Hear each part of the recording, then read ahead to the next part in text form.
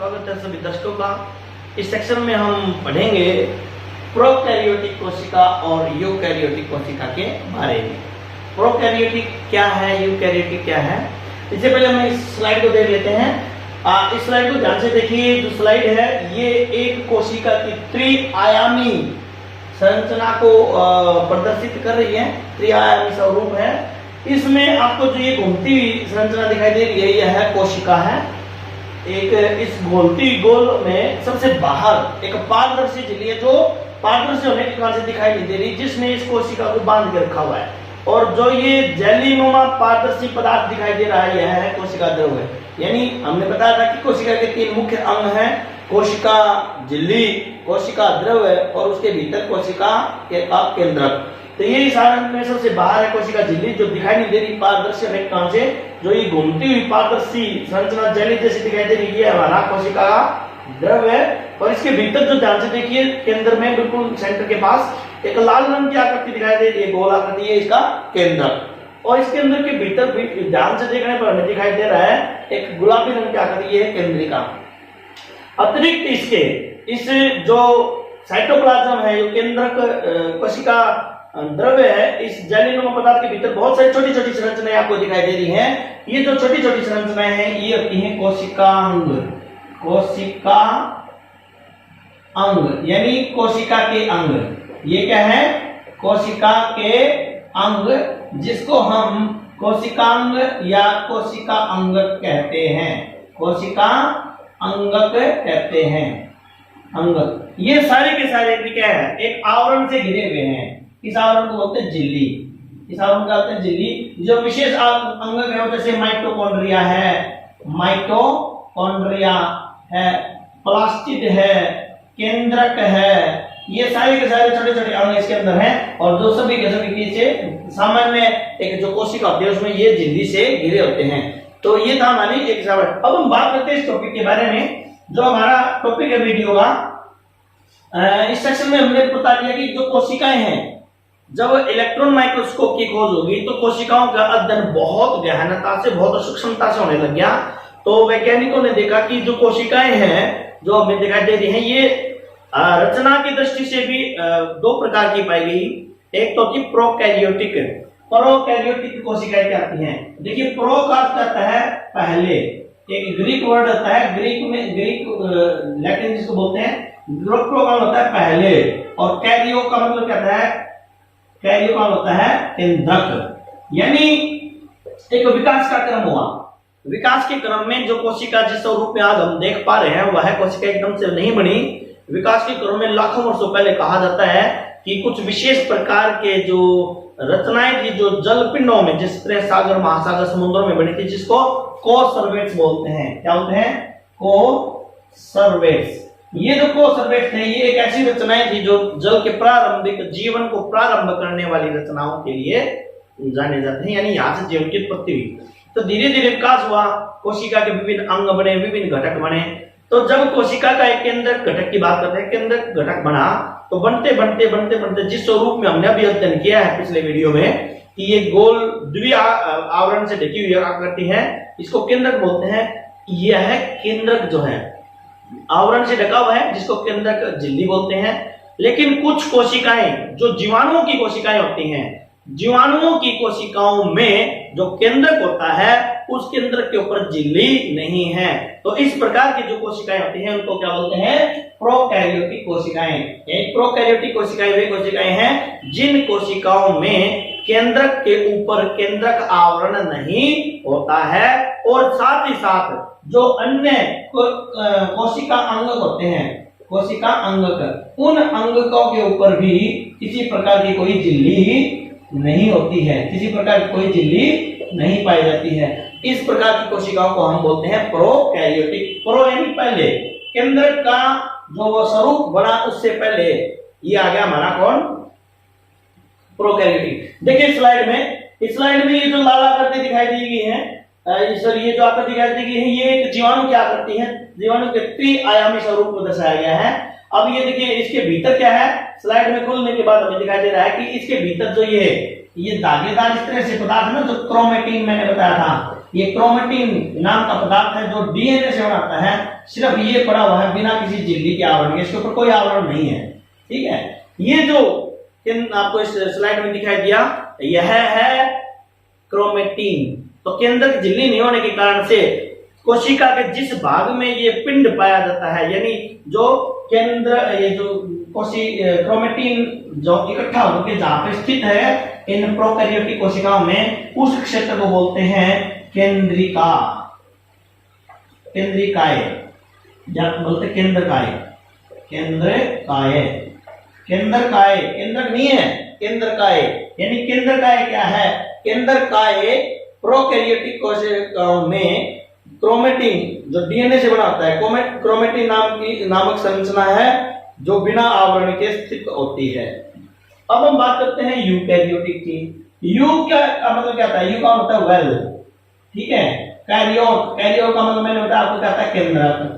यानी वे कोशिकाएं जिनमें केंद्रक पर एक बहुत विकसित द्विआवरण यानी केंद्रक झिल्ली होती है, उन कोशिकाओं को यूकैरियोटिक कोशिका कहा जाता है। यू का मतलब वेल, यानी इनमें केंद्रक जो वो वेल डेवलप्ड है। अब कुछ विद्यार्थियों के मन में एक शंका आ रही होगी कि सर जब इनका विकास हो गया है, जब प्रोकैरियोटिक कोशिकाओं से यूकैरियोटिक कोशिका बन गई हैं, तो फिर ये प्रोकैरियोटिक कोशिकाएं क्यों हैं? फिर उनके केंद्रक के ऊपर केंद्रक का आवरण क्यों नहीं है? देखिए मैं बताता हूँ, विकास के क्रम को समझिए। मैं एक उदाहरण देता हूँ, मनुष्यों का उदाहरण देता हूँ।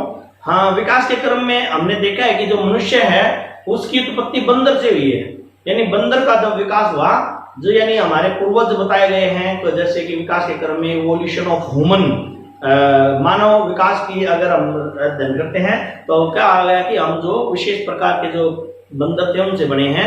तो अब हम एक चीज को और विशेष ध्यान दें, विर्चो नाम के जो वैज्ञानिक थे उन्होंने 1855 में कहा था कि जो कोशिकाएं हैं वो पूर्ववर्ती कोशिकाओं से ही जन्म लेती हैं।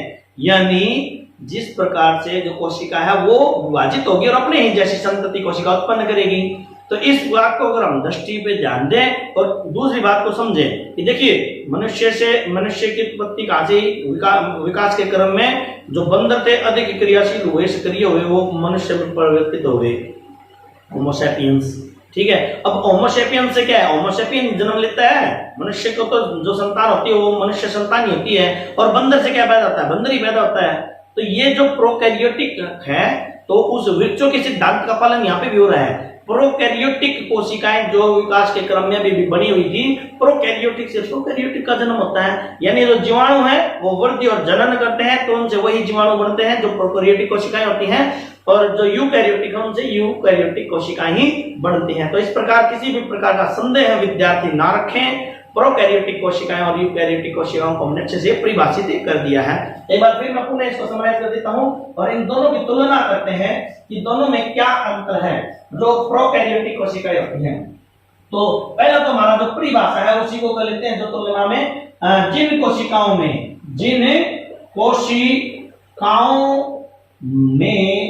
केंद्रक पर, जिन कोशिकाओं में केंद्रक पर केंद्रक झिल्ली नहीं होती, केंद्रक झिल्ली नहीं होती, उन्हें हम क्या कहते हैं? नहीं होती है, उन्हें हम बोलते हैं प्रोकैरियोटिक कोशिकाएं। और जो जीव होते हैं जिनमें ये कोशिकाएं, उनको प्रोकैरियोट जीव बोलते हैं। प्रोकैरियोट क्या बोले इनको? प्रोकैरियोट जीव, ठीक है। जीवाणु, इसका उदाहरण क्या आ गया था? इसका उदाहरण है जीवाणु। जीवाणु कोशिकाओं में ऐसा होता है, ठीक है। ये आ गया हमारा। तो ये पहला तो ये रहेगा प्रोकैरियोटिक। यूकैरियोट में कहता है जिन कोशिकाओं में केंद्रक जो होता है, जो केंद्रक है वो केंद्रक सुसंगठित होता है, सुसंगठित यानी पूर्ण विकसित होता है, केंद्रक झिल्ली युक्त होता है, सुसंगठित केंद्रक झिल्ली युक्त होता है, उनको हम बोलते हैं युक्त होता है, उनको बोलते हैं यूकैरियोटिक सेल, ठीक है, यूकैरियोटिक सेल। अभी ये तो था हमारा पहला अंतर। दूसरा क्या है कि जो यूकैरियोटिक प्रोकैरियोटिक कोशिकाएं होती हैं, इनका आकार होता है 1 से 5 माइक्रोमीटर होता है। माइक्रोमीटर एक इकाई है, 1 माइक्रोमीटर जो है 1 मीटर का 1,00,000वां भाग होता है। कौन सा भाग होता है? 1,00,000वां छोटा, यानी जो मीटर एक दूरी का मात्रक है 1 मीटर के 1,00,000वां हिस्सा जितना छोटा होता है उसको बोलते हैं 1 माइक्रोन। ये जो संकेत है ना, ये म्यू का, ये म्यू की आकृति ऐसे ही, ये माइक्रो बोलते हैं इसको, यानी सूक्ष्म। यानी जो प्रोकैरियोटिक कोशिका है उसकी आकार जो है, सबसे छोटी जो प्रोकैरियोटिक कोशिका है उसका आकार है 1 माइक्रोमीटर, और बड़ी से बड़ी जो प्रोकैरियोटिक पाई गई है वो पाई गई है 5 माइक्रोमीटर। ठीक है, एक दो कुछ अपवाद के तौर पे पाई गई है वो 10 माइक्रोमीटर तक की भी मिली है, लेकिन ज्यादातर जो वो 5 तक सीमित रह जाती है, इसलिए हम इसको 1 से 5 दर्शाते हैं। एक दो उदाहरण है प्रवादित तौर पर जिनकी 10 तक माइक्रोन तक देखी गई है। जो सबसे छोटी जीव जो कोशिका है वो है प्लूरोकोकस निमोनिया नाम का एक जीवाणु। प्लूरोकोकस निमोनिया, इसको माइक्रोकोकस भी बोल देते हैं। प्लूरोकोकस निमोनिया का एक जीवाणु जिसकी वजह से निमोनिया होता है। अब हम बात करते हैं यूकैरियोटिक कोशिका के आकार की। यूकैरियोटिक कोशिका जो होती है उसका आकार 10 माइक्रोन से लेकर 1000 माइक्रोन तक होता है। 1000 माइक्रोन ये यूकैरियोटिक है, सॉरी 1000 नहीं, 100 माइक्रोमीटर तक होता है। ये तो यानी जो प्रोकैरियोटिक की सबसे छोटी कोशिका होगी वो होगी 10 माइक्रोमीटर की सूक्ष्मतम, और बड़ी है वो 100। अब ये फिर मैं बता देता हूं, अगर हम बात करते हैं शुतुरमुर्ग की अंडे की, शुतुरमुर्ग का अंडा जो है वो 179 मिलीमीटर का है, यानी अपने आप में फुटबॉल के आकार का लगभग एक अंडा जो एक कोशिका है, यूकैरियोटिक कोशिका का उदाहरण है। ये मात्र अपवाद है, कुछ अपवाद में जो प्रतियोगिता उपयोगी प्रश्न होते हैं कुछ अपवादों को पूछा जाता है, वहां ये उदाहरण है कि सबसे बड़ी कोशिका कौन सी है, वो शुतुरमुर्ग का अंडा। तो वो बात हम जर्नल यहाँ नहीं कर रहे, हम बात कर रहे हैं जो सामान्य यूकैरियोटिक कोशिकाएं हैं उनकी जो आकार का जो रेंज है वो क्या है, 10 से 100 माइक्रोमीटर तक होती है। अपवाद की बात भिन्न होती है। ठीक है, अब हम बात करते हैं तीसरा, जो प्रोकैरियोटिक कोशिकाएं होती हैं। प्रोकैरियोटिक कोशिकाओं में जो अन्य अंग होते हैं, अन्य अंग, उन अन्य अंगों पर भी, अन्य यानी कोशिकांग, अन्य अंगों की जगह अगर हम लिखते हैं कि प्रोकैरियोटिक कोशिका के जो कोशिका अंगक हैं वो भी झिल्ली रहित होते हैं, यानी उन पर भी झिल्ली नहीं होती है, झिल्ली रहित होते हैं। ठीक है, और जबकि अगर हम बात करें यूकैरियोटिक की, तो यूकैरियोटिक कोशिकाओं में जो कोशिका अंगक है वो उनमें क्या होता है, झिल्ली पाई जाती है। क्या पाई जाती है? झिल्ली पाई जाती है, उनकी पाई जाती है। किस पर? अंगकों पर, कोशिका के जो अंगक है उन पर। ठीक है, और चौथा जो अंतर वो क्या है कि मैंने बताया अभी, वो अपनी स्लाइड देखी थी, जो प्रोकैरियोटिक कोशिका है उसमें केवल एक क्रोमेटिन धागेदार संरचना है जो डीएनए से बनी हुई है। तो इसका मतलब जो प्रोकैरियोटिक में केवल एक क्रोमोसोम होता है, केवल एक क्रोमोसोम, जिसको हमने बोला था ना गुणसूत्र, इसको हमने क्या बोला था? गुणसूत्र, या इसका नाम बोला था पितृसूत्र, यानी पितृसूत्र का मतलब जो पिता के गुणों को संतान तक लेके जाता है। ये जो कोशिका विभाजन का समय होता है जब डीएनए की बनी हुई है जो क्रोमेटिन है ये मिलकर के दंडाकार आकृति की कुछ संरचनाएं बनाते हैं जिनको गुणसूत्र बोलते हैं, जो माता पिता के गुणों को संतान तक लेके जाते हैं। संतति कोशिका में पैतृक कोशिका के गुण जाएंगे।